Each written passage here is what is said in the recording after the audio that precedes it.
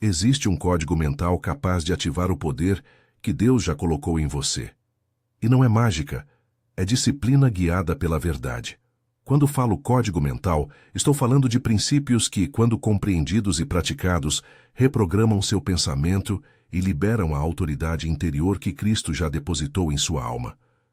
Napoleon Hill, em seu trabalho sobre o poder do pensamento, apontou para hábitos mentais que produzem resultados. A Bíblia não nega isso. Ela mostra o caminho e a raiz. Romanos 12:2 nos chama à renovação da mente.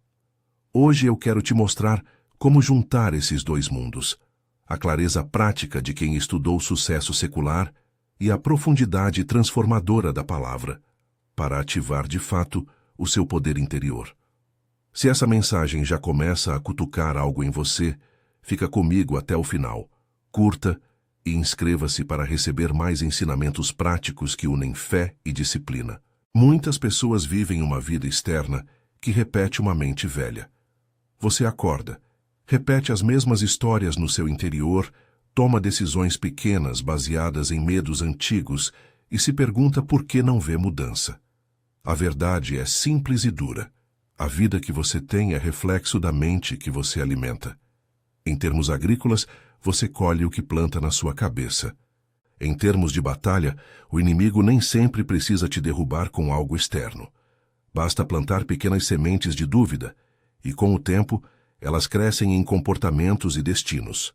Se você quer romper esse padrão, precisa entender onde começa a guerra, e ela começa no pensamento. Romanos 12:2 nos dá a estrada.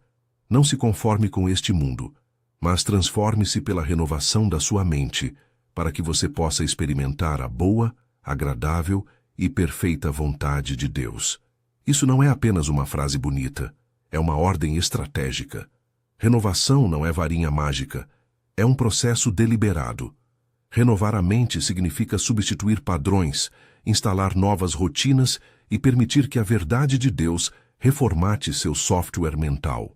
Napoleon Hill falava de repetição, visualização e convicção interior como ferramentas, instrumentos práticos que se alinham com a disciplina bíblica da meditação e da prática constante.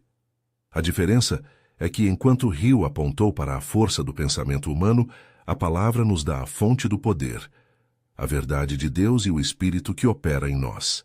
Provérbios 23:7 diz que, como imagina no seu coração, assim é ele. Aquele pensamento que você guarda, a imagem que você repete, vai moldar suas decisões e sua vida. Não é misticismo, é psicologia espiritual. Se alguém alimentar na mente a imagem de derrota, ela viverá essa derrota como uma casa familiar. Se plantar a imagem da provisão, da paz, da coragem, com as sementes certas e o cultivo contínuo, começará a ver brotar frutos coerentes. Isso não significa que todo problema externo desaparecerá num estalar de dedos, mas significa que você será capaz de responder de maneira diferente, com inteligência, fé e ação alinhada. Isaías 26:3 promete algo poderoso. Tu conservarás em paz aquele cuja mente está firme em ti, porque ele confia em ti. A razão pela qual paz e poder andam juntos é que uma mente alinhada com Deus deixa de ser dominada pelo pânico, pela ansiedade e pela indecisão. Paz não é apatia. Paz é clareza que permite ação coerente. Quando sua mente está ancorada nas verdades divinas, você passa a discernir melhor, a ver oportunidades onde antes via só riscos, a perseverar onde antes desistia. Isso é parte do poder interior, estabilidade que produz iniciativa. Josué 1:8 nos dá a técnica: não se aparte da tua boca o livro desta lei, antes medita nele dia e noite. A meditação bíblica não é um exercício passivo, é uma reprogramação ativa. Meditar dia e noite significa expor a mente ao arquivo da verdade repetidamente até que ele seja a lente através da qual você interpreta a vida. Napoleon Hill falava em impressões mentais, ideias repetidas até virarem convicções. A Bíblia nos ensina a mesma coisa, com a diferença crucial de que o conteúdo dessa repetição é a verdade do Senhor, e não apenas afirmações vazias. 2 Timóteo 1:7 Lembra que não recebemos um espírito de medo, mas de poder, amor e domínio próprio. Esse versículo é uma arma contra qualquer narrativa interna que te diga que você é fraco demais, pequeno demais, limitado demais. Poder aqui é capacitação para agir. Amor é a correção das motivações. Agir não por vaidade, mas por serviço. E domínio próprio é a disciplina que permite manter o curso. O código mental que eu proponho não é apenas pensamento positivo. É autorregulação espiritual. Identificar, confrontar e substituir pensamentos enquanto se pratica a fé no dia a dia. 2 Coríntios 10:5 nos dá a estratégia de combate. Levamos cativo todo pensamento para torná-lo obediente a Cristo. Não basta esperar que pensamentos ruins vão embora. É preciso capturá-los, avaliá-los e colocá-los sob autoridade. Imagine sua mente como um campo de batalha com prisioneiros. Cada pensamento que nasce de temor, dúvida, raiva ou orgulho precisa ser preso e interrogado. Pergunte a si mesmo: este pensamento me leva para mais dependência de Deus ou mais autonomia do meu ego? Serve à verdade ou à narrativa de derrota? Levar cativo é uma prática cotidiana. Identificar o pensamento no momento em que surge, confrontá-lo com a verdade bíblica e escolher agir conforme a realidade de Cristo. 1 Coríntios 2,16 nos dá a maior ambição mental, mas temos a mente de Cristo. Não é apenas um texto inspirador, é uma identidade disponível a você. Ter a mente de Cristo significa deixar que a sabedoria divina molde seu raciocínio, sua perspectiva, suas prioridades. Isso não nos torna omniscientes, mas nos alinha com sabedoria superior no momento de decisão. É por isso que não basta imitar técnicas humanas.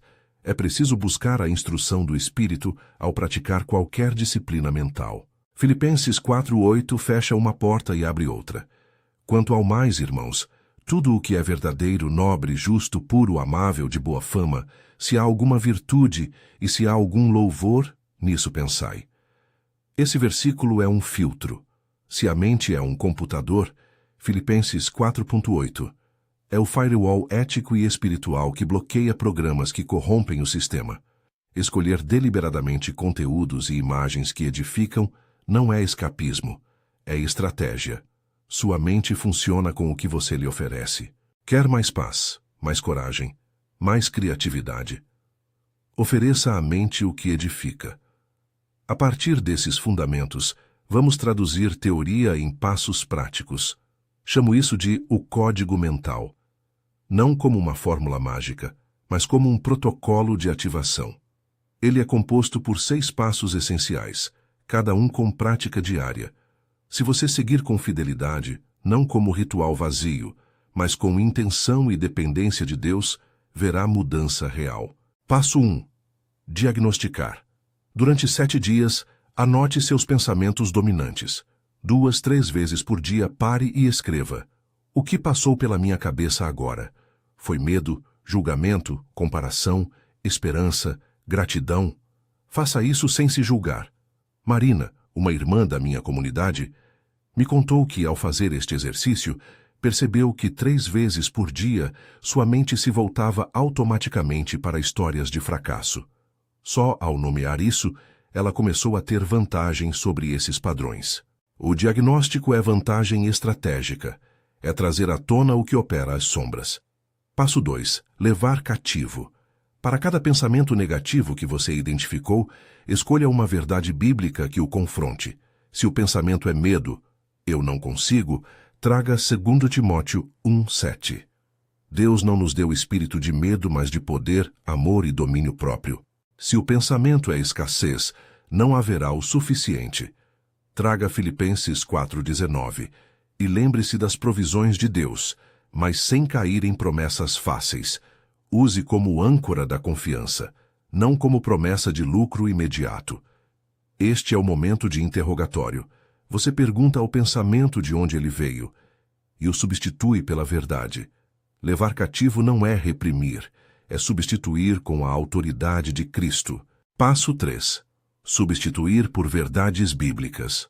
Faça uma lista de declarações curtas no presente, baseadas nas Escrituras, e repita-as em voz alta. Escreva-as e as memorize.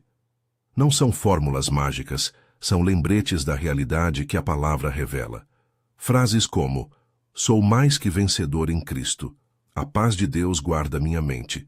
Deus me dá sabedoria para agir. Acompanhadas sempre de humildade e oração. Lembra de Paulo? Ele declarou convicções diante das circunstâncias. A diferença entre afirmação vazia e declaração poderosa é a fé que se une à verdade. Passo 4.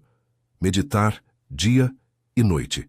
Escolha um versículo por semana e coloque-o no centro do seu dia. Use Josué 1:8 como modelo. Leia pela manhã, repita em momentos de tensão, escreva antes de dormir. Visualize a aplicação prática daquele versículo na sua vida. Meditação bíblica não é ficar vago olhando para o nada, é fixar o coração e a mente numa verdade até que ela fale mais alto que a dúvida. Visualização, quando alinhada com a palavra, não é vaidade. É treinamento mental para a obediência. Passo 5. Gratidão consistente. Antes de se levantar e antes de dormir, liste 3 coisas pelas quais você é grato. Gratidão é um software que corrige a percepção. João, um irmão empresário, começou esta prática em tempos de crise e percebeu algo interessante. Quando passava a noite agradecendo por pequenos sinais de provisão, acordava com mais clareza e coragem para agir. Gratidão não nega o problema. Ela muda a energia com que você enfrenta o problema. Passo 6. Ação coerente com fé. Fé não é sentimento, é ação dependente. Quando surgir uma oportunidade, mesmo tímida, haja com o que você já tem, com coragem medida, com passos pequenos alinhados à sua nova mentalidade. Fé que não age é teoria. Ação sem direção é impulsividade. Ação coerente é a confirmação externa da reprogramação interna. Esses passos não prometem um caminho sem dor. Prometem um caminho com direção. E é nessa direção que encontramos espaço para o poder interior agir. Lembre-se, Napoleon Hill enfatizou repetição e convicção mental como motores de sucesso. Quando alinhamos repetição com o conteúdo bíblico, ganhamos não apenas técnica, mas propósito e fonte. Hill pode inspirar o método. A Bíblia nos dá a ética, a verdade e a força. Agora quero te dar ferramentas práticas para implementar o código, com detalhes para cada passo. Primeiro, o diário de pensamentos. Compre um caderno pequeno e, por uma semana, anote 3 momentos do dia: manhã, tarde, noite. Em cada registro, escreva: situação, pensamento dominante, emoção associada e uma ação possível. No final da semana, procure padrões. Você vai descobrir gatilhos, situações que repetem o mesmo tipo de pensamento. Identificar gatilhos é crucial para a prevenção. Segundo, um banco de substituições bíblicas. Faça uma lista de 20 promessas ou verdades bíblicas curtas, fáceis de lembrar.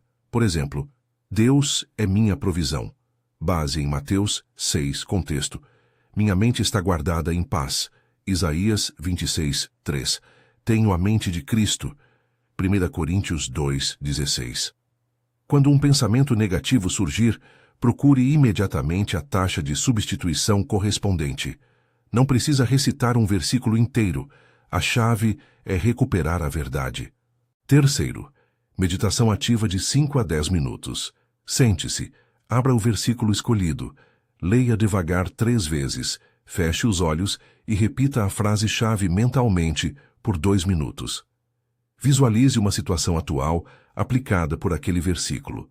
Por exemplo, se seu versículo é Isaías 26, 3, mente firme em Deus, imagine uma reunião difícil transformando-se em uma conversa com calma, onde você fala com coragem e escuta com sabedoria. Essa prática cria imagens coerentes que ajudam a mente a escolher reações diferentes. Quarto, declarações em voz alta. Encontre sua voz declarativa. Não se trata de gritos teatralizados, mas de afirmações com convicção. Diga: hoje eu escolho perseverar em fé. A paz de Deus dirige minhas decisões. Eu levo cativo todo pensamento contrário à verdade. Faça isso à frente do espelho, se for preciso. A voz ajuda a ativar o corpo e o cérebro para a nova direção. Quinto, o diário de gratidão. Liste 3 coisas por dia. Seja específico. Sou grato por X que aconteceu hoje. Não apenas sou grato por saúde. Especificidade fixa a atenção em detalhes práticos e cria um hábito neural de reconhecimento do bem. Sexto, pequenos passos de coragem.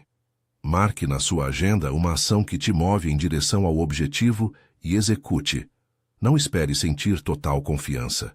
Muitas vezes a confiança nasce depois do primeiro passo. Ação com fé é prática. Comece pequeno, ajuste e continue. Em cada uma dessas ferramentas, lembre-se de 2 advertências.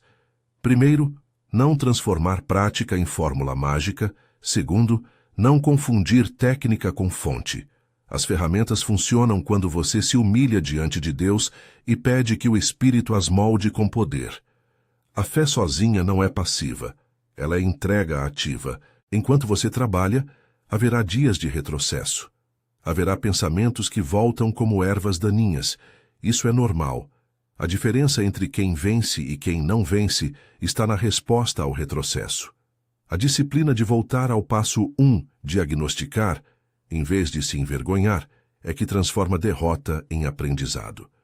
Quando um pensamento vence temporariamente, não legitime a narrativa, registre-a, confronte-a, substitua-a, reaja com ação coerente e siga em frente. Existe uma dimensão comunitária nesse processo. Não foi feito para isolamento completo. Encontre um parceiro de responsabilidade, um grupo bíblico, alguém que te conheça e que possa orar e lembrar você das verdades que você mesmo esquece. O processo de renovação é mais sustentável quando temos suporte. Ao mesmo tempo, cuidado com quem você confia. Escolha pessoas que alinhem fé com disciplina prática, não com promessas fáceis. Quero agora trazer uma pequena história ilustrativa, sem revelar identidades reais, apenas para mostrar como o código funciona. Pedro era um homem que, toda vez que recebia uma proposta no trabalho, sentia um redemoinho de pensamentos. E se eu falhar? E se eu perder? E se isso for orgulho? Ele vivia declinando oportunidades. Ao aplicar o código, começou pelo diagnóstico. 7 dias anotando o que pensava. Percebeu que o pensamento dominante era medo de julgamento. Levou esse pensamento cativo, confrontando-o com 2 Timóteo 1:7. Deus não nos deu espírito de medo, fez substituições. Posso aprender e Deus usa meu erro para aperfeiçoar. Meditou em um versículo por semana. Começou a agir muito devagar, assumindo um projeto pequeno. Ao final de 6 meses, Pedro já não evitava oportunidades. Ele as avalia, prepara-se e age. A transformação começou no pensamento e foi confirmada em ações. No entanto, quero ser claro, isso não elimina todos os conflitos externos. A viabilidade financeira, a saúde e as circunstâncias ainda exigem sabedoria, decisões corretas e, muitas vezes, luta. O código mental não promete que você nunca mais sofrerá. Promete que você terá uma mente que responde diferente ao sofrimento. Uma mente que encontra direção, paz e recursos para agir. Essa mudança interna altera o curso da vida por meio de escolhas melhores, resistência e esperança, que se traduzem em resultados mais consistentes. Como pastor e mentor, entendo a tentação de transformar estas práticas em um manual de garantia. Não farei isso. Há uma linha estreita entre fé confiante e fé prescritiva. Eu proponho prática fiel. A promessa bíblica é que quando renovamos a mente, começamos a experimentar a vontade boa, agradável e perfeita de Deus. Não é mágica. É alinhamento com realidade espiritual. Ser fiel no pequeno, pensar conforme a palavra e agir com sabedoria, isso libera um poder interior que se manifesta na paz de Isaías e na audácia de agir com amor e domínio próprio. Para quem deseja um plano de 30 dias, veja uma proposta prática. Semana 1, diagnóstico e banco de substituições. Semana 2, meditação diária em um versículo, declarações e diário de gratidão. Semana 3, Prática de ação coerente em pequenos passos. Semana 4, revisão, ajuste e procurar um parceiro de responsabilidade. Ao final de 30 dias, você terá não apenas sensação de tentativa, mas um conjunto de evidências comportamentais de que algo mudou. E lembre-se, esse código precisa de repetição para se tornar hábito. Há também ferramentas tecnológicas que ajudam, aplicativos de meditação bíblica, lembretes no celular para as declarações, gravações de si mesmo lendo o versículo. Use o que ajuda, mas não se torne dependente da ferramenta. A disciplina acontece no seu coração, não no gadget. Um ponto teológico importante. Quando falamos de poder interior, não falamos de autonomia humana. Falamos da capacitação que vem do Espírito. O poder que ativamos é o que Jesus imprimiu em nossa nova natureza. Ter a mente de Cristo não é arrogância, é reconhecer que por meio da comunhão com Ele somos moldados. Quando eu digo ativar o poder interior, quero que você sinta a responsabilidade e a gratidão. Responsabilidade para praticar e gratidão por ter essa possibilidade. Em determinados momentos, você precisará de ajuda pastoral ou profissional. A renovação da mente convive com a necessidade de aconselhamento, terapia ou intervenção médica em casos de transtornos mentais. Este código é uma disciplina espiritual e prática, não substitui cuidado profissional. Se a ansiedade é debilitante ou há sinais de depressão grave, busque ajuda qualificada. Disciplina espiritual e cuidado profissional podem caminhar juntos. Ao se comprometer com o código, haverá frutos práticos visíveis. Maior paz diante de incertezas, decisões mais claras, menor impulsividade, relacionamentos mais tranquilos e maior disposição para servir. E, acima de tudo, uma convicção mais firme de que Deus trabalha em você para que você trabalhe com mais eficácia na história que Ele te confiou. A guerra interna não se vence de uma vez só. Vence-se uma batalha por vez com disciplina, oração e companhia. Cada pensamento capturado, cada verdade declarada, cada ato coerente é um passo no caminho de ativar o poder que já habita em você. Napoleon Hill nos lembra da força das imagens, da repetição e da convicção. A palavra nos dá o fundamento, renovação, meditação, paz e autoridade em Cristo. Junte os elementos, método e verdade, técnica e fonte. Esse é o código. Antes de encerrar, quero deixar um exercício simples para você começar agora, ainda hoje. Escreva numa folha 3 pensamentos que mais aparecem quando você imagina seu futuro. Um temor, uma esperança e uma dúvida. Ao lado de cada um, escreva um versículo curto que o confronta. Em seguida, faça uma declaração em voz alta, presente, baseada naquele versículo. Por exemplo, se o pensamento é "não tenho o suficiente", a substituição poderia ser "a provisão de Deus me alcança", acompanhada de uma referência bíblica que te fortalece. Termine o dia listando 3 coisas pelas quais foi grato. Repita isso por 7 dias e observe as primeiras mudanças. Se você fez esse compromisso mental agora, escreva nos comentários a sua declaração de fé em uma frase. A partir de hoje, eu escolho plantar pensamentos de vitória. Ou outra, que venha ao seu coração. Compartilhe para que outros possam ser encorajados. Inscreva-se no canal para que possamos caminhar juntos nessa jornada de renovação da mente e ativação do poder interior. Hoje eu te convoco. Não deixe a mente ser um lugar de reprodução automática de velhos medos. Decida, com humildade e coragem, assumir o trabalho de reprogramação. Faça do seu pensamento um campo fértil para a verdade. Leve cativo todo pensamento que ameaça sua paz e substitua-o com as promessas e com a sabedoria de Cristo. Pratique meditação constante na palavra. Declare a verdade em voz alta. Mantenha diário de gratidão e haja com fé coerente. O poder interior não é um trunfo oculto. É uma casa que se abre quando você muda a chave. Vou terminar com uma palavra direta. Você foi criado para viver em liberdade e autoridade, mas essa liberdade exige vigilância. A renovação da mente é a jornada que te leva daquela vida repetida de medo para uma vida de coragem firme, de paz que permite ação e de sabedoria que orienta decisões. Comece hoje. Seja perseverante. Deus te deu espírito de poder e agora cabe a você, com disciplina e dependência, ativar esse poder.